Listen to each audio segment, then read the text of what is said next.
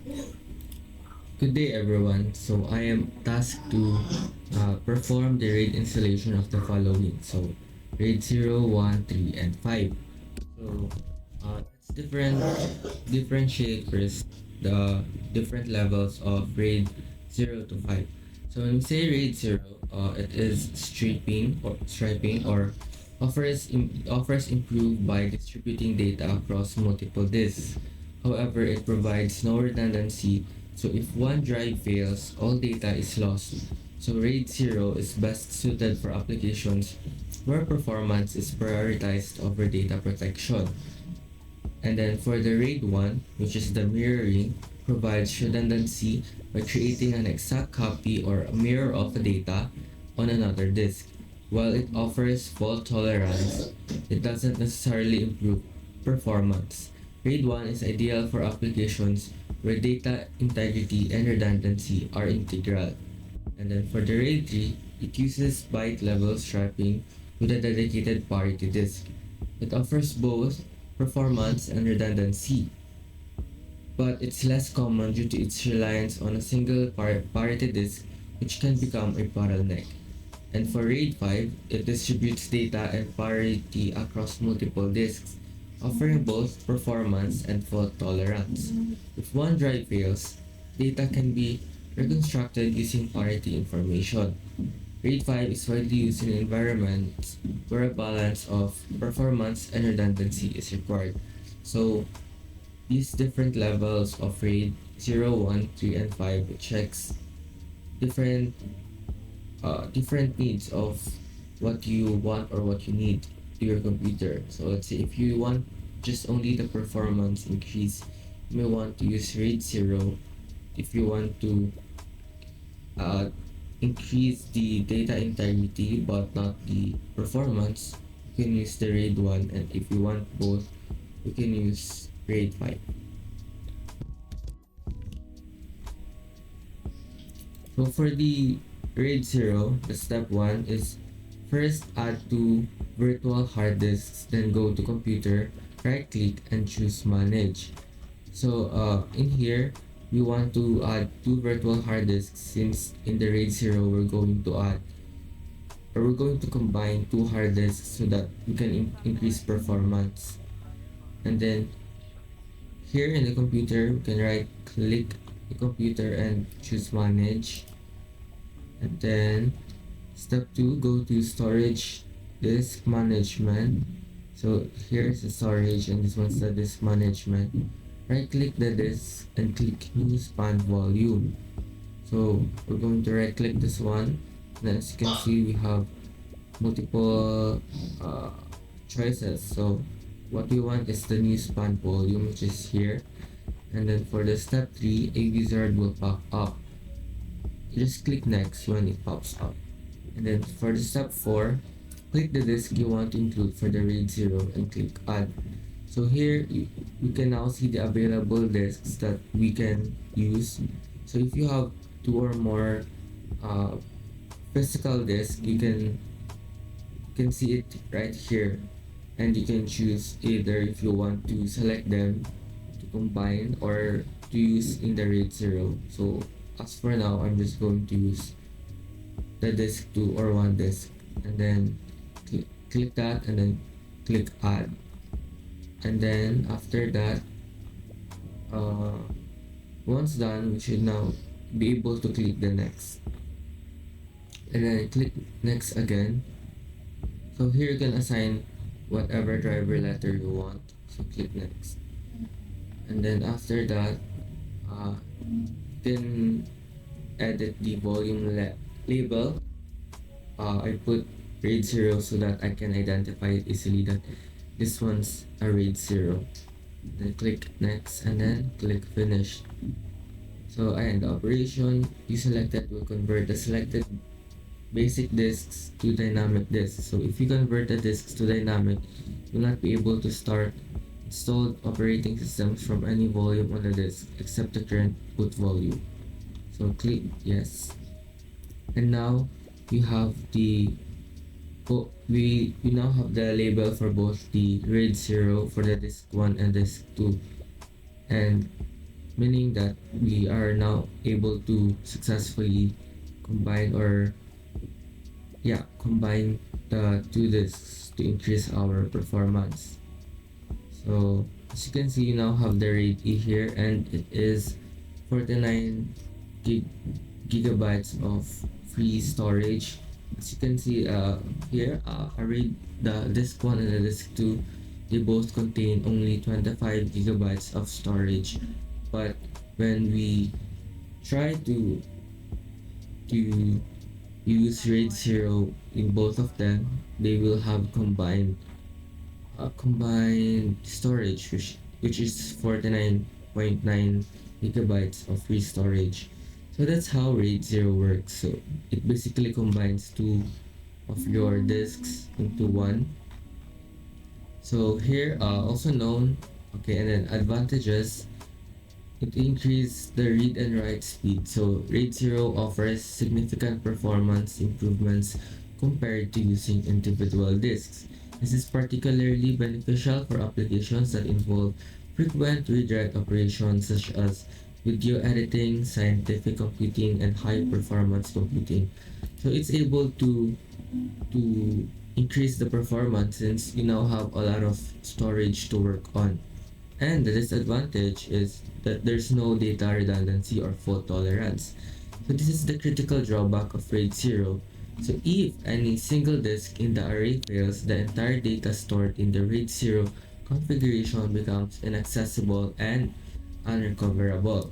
So this is because each data file is spread across multiple disks, and a failure in any one disk renders the entire file unusable. So another is the increased risk of data loss. With more disks involved, there are more potential points of failure. This inherently increases the risk of data loss compared to using a single disk, since it is now being combined to a one disk, basically. So if we add a file or we save data in it, so the each data file it will be spread across multiple disks. So we actually do not know or do not have any idea in which disk it will be stored. So if it's in disk 1 or disk 2 or maybe in both. But the drawback here is if, for example, the disk 1 it uh it's became not functional, so all the files or the data that are being saved in your RAID 0 here will be lost and unrecoverable. So that's the advantages and disadvantages of the RAID 0.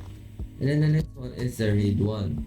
So for the step 1, here is how we are going to create a virtual hard disk using the virtual machine. It is to create and go to the settings.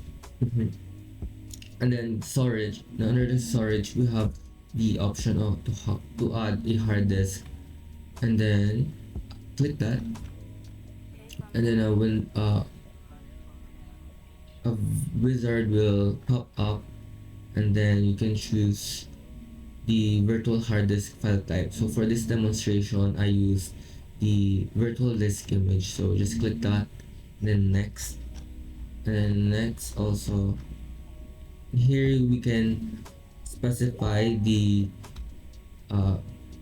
storage or the memory of the virtual hard disk. So I'm going to allocate 20 gig for the virtual hard disk, and then click the newly created virtual hard disk and click choose. So after we finish it, it will now be present here. So click here and then click choose, and then for the step 6, you can now see the virtual hard disk. Do the same for the other virtual hard disk. So since in the RAID 1 we need 2 more extra virtual disks, so I'm going to create another one, and then after creating that, we can now proceed to the, again it's the same file, same location, which is in the computer, and then the manage properties or memory, It's the same with the RAID 0. And then again under the storage and the disk management. So right click on the disk partition. So we'll specify the disk partition first here, which is the system. Here in each partition, you can mirror different partition to a disk. So since for this demonstration, I want to mirror the system, so I'm going to right click it there. If you want to mirror other partition, you can do so by right clicking at them and then choose add mirror. And here, adding a mirror to an existing volume provides data redundancy, meaning you are storing same file into different disks. So if ever that your one of your disks become not functional, you still have your copy to other disks and you can still retrieve them. So select a location for a mirror of system reserved. So click this one and then add mirror. So click yes. So as you can see, the disk 0, it allocates it mirrors actually the disk 1 mirrors the disk 0 system partition, and we still have 19.9 gigabyte of unallocated storage. But this one, it only uses the storage for the mirroring of the system in the disk 0. So again, we want to do the same to the C. So right click C and then again add mirror, and then choose the disk 1 and then add mirror. As you can see, you can successfully see that the mirroring is now present. So that's it for the RAID 1. It is also known as mirroring or stands in stark contrast to RAID 0. Here we are prioritizing data protection and redundancy over raw performance. So the advantages are excellent data protection. So the mirrored nature of RAID 1, it provides exceptional data security. If a single disk fails, the system can seamlessly switch to the mirrored copy on the other disk, ensuring data availability and preventing data loss. Simple and reliable. RAID 1 is a relatively simple and straightforward RAID configuration. It's easy to understand and implement, making it a popular choice for users who prioritize data safety. The third is good performance. So while not offering the same performance boost as RAID 0, RAID 1 still maintains decent read speeds because both disks can be accessed simultaneously during read operations. And the disadvantages: reduced storage capacity. So RAID 1, it only offers usable storage equal to the size of a single disk in the array. The remaining disk space is consumed by the mirrored copies. So it only offers usable storage equal to the size of a single disk. So meaning you can only use a usable the same you should only be able to use the same usable storage from the disk that you want to mirror and the disk that's going to mirror the data. And then slower write performance. So compared to a single disk, RAID 1 generally experience slightly slower write speeds.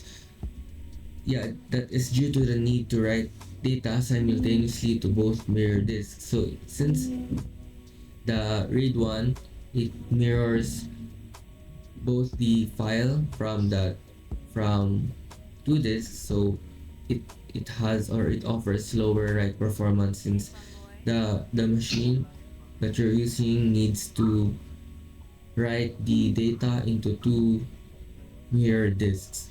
And the RAID 3, so we're now going to move on to RAID 3. It is often referred to as the byte level stripping with dedicated parity. It aims to achieve a balance between performance and data redundancy, but it's rarely used in modern storage solutions due to limitations compared to other RAID levels. So the advantages: improve performance and data redundancy. So compared to RAID 5 or 6, RAID 3 offers faster read and write speeds because only the data stripe and the corresponding party information need to be accessed during read and write operations. And the RAID 3 offers protection against a single disk failure. The parity information allows the system to reconstruct the missing data from the remaining functional disk and dedicated parity disk. However, the disadvantages vulnerability to multiple disk failures. Unlike RAID 5 or 6, RAID 3 cannot recover from the failure of multiple disks. If two or more disks fail, data loss is inevitable. So here, we've mentioned a while ago that it offers protection against a single disk, but it's only in a single disk failure. However, if the failure happened to two or more disks, then data loss is inevitable. And the performance bottleneck, the dedicated parity disk can become a bottleneck for write operations as it needs to calculate and write the parity information for each data stripe. Limited use case.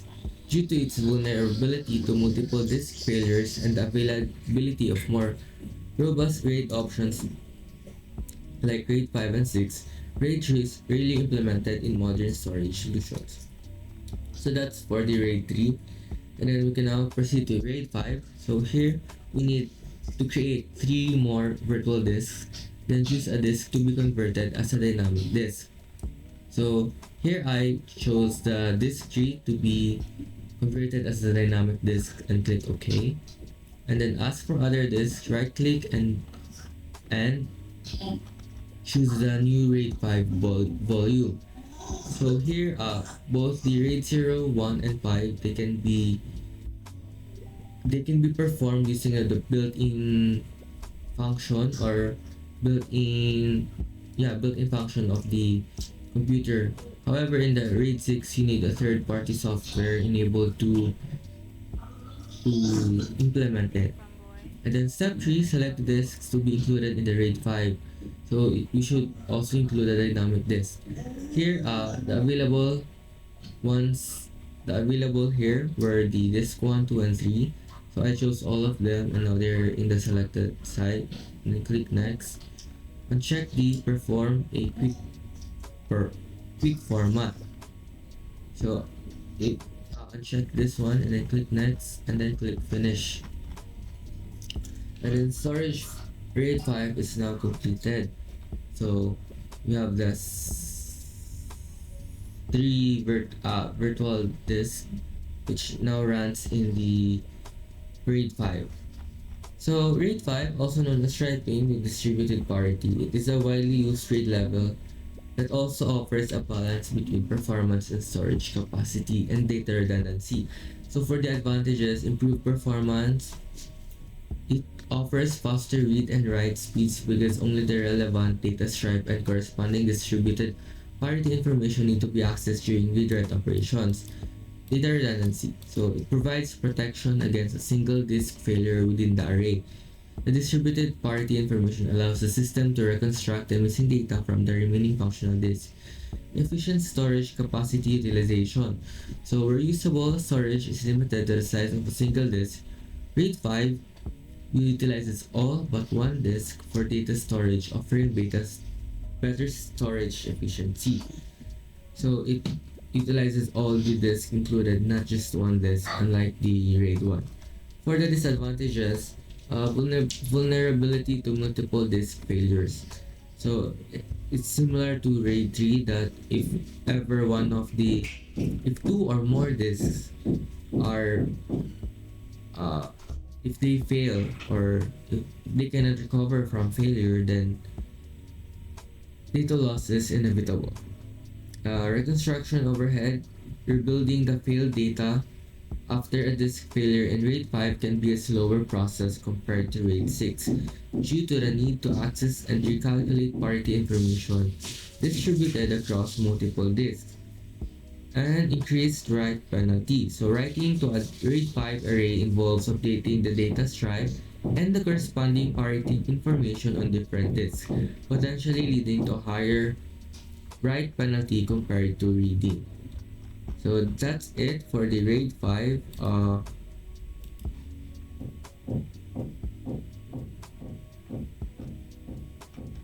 And I for RAID 5.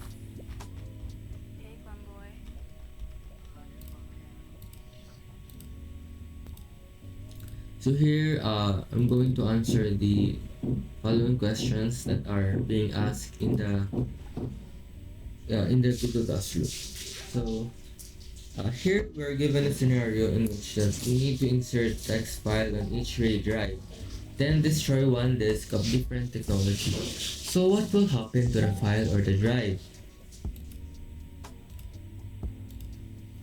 Okay, so for the RAID 0, destroying a disk will lose all data stored on that disk.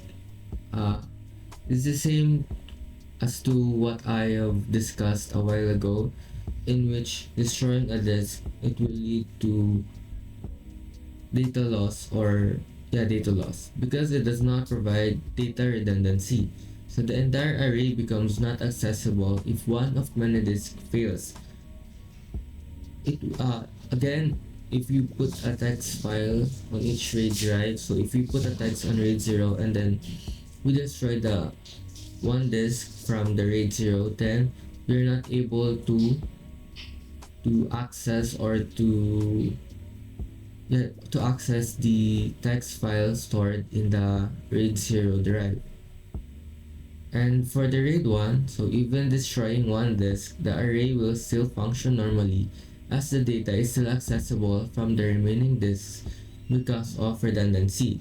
So it is the main focus of the RAID 1 is the data redundancy, in which we're going to mirror the data or information from one disk to another. So whatever you store into that disk, it will be stored to the mirror disk. So even if we destroy one disk, so we can still access the file and it will still function normally. So for the RAID 3, again it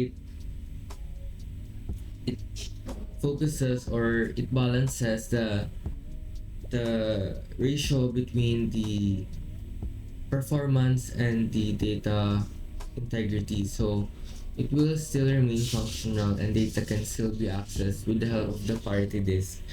And the RAID 5, again same with the RAID 3, they both focuses on the performance or increasing the performance of your computer and also the data integrity. So you can still access the text file and the RAID 5 will still be functional since the parity information is distributed across the other disks. So another scenario in which we are going to insert another disk and merge it to existing RAID. So what happened in installing the new addition disk? So let's say that if we already have a RAID 0 available and then we want to add another disk to that, so it is not possible to add another disk in an existing RAID 0. So we need to destroy the current array, and then or we need to destroy to destroy the RAID 0. So basically it will be uh, individual disks again, and all the data stored in the RAID 0 will be gone. So that's gonna happen if we want to insert another disk and merge it to the RAID 0. So for the RAID 1, it is easy since the RAID will automatically rebuild the mirror. So if we want to merge another disk, it's very easy since the only thing that the RAID 1 does is to mirror the data from or information from a disk to another disk. So if we want to add another disk and merge it, it's possible, it's plausible since it will just copy or mirror the data into that new disk. And the RAID 3, the new disk RAID will automatically incorporate it into the array. And for same with the RAID 5, the RAID controller will automatically rebuild the array, redistributing data and parity information across all disks. So that's it for the C7, the discussion about the RAID 0, RAID 1, 3, 5. So important thing is the RAID 0 is used mainly for increasing the performance, but with the risk of data redundancy or data integrity. For the RAID 1, we choose the data redundancy or integrity over the performance. And both for the RAID 3 and 5, they focus on having both the performance and data redundancy.